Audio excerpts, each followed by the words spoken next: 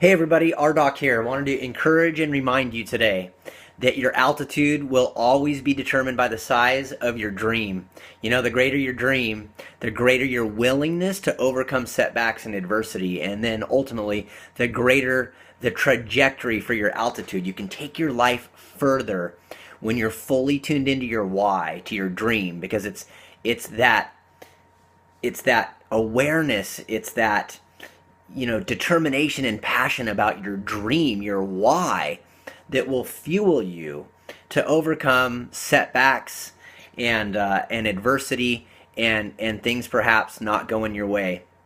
And the gauge of a leader is not necessarily if everything goes perfectly and making every correct decision and doing everything right. The real gauge on a leader is how you respond when things don't go exactly the way you hope they would. And so the other thing I wanted to encourage you about today is don't mistake current circumstances for true leadership ability and potential.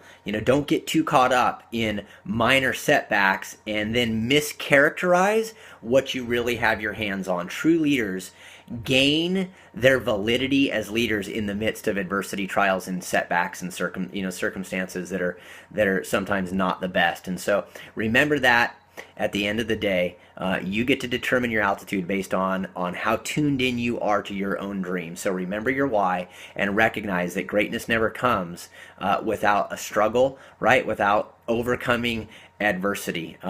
As the saying goes that we're all familiar with, right? It's dream, struggle, and then prize.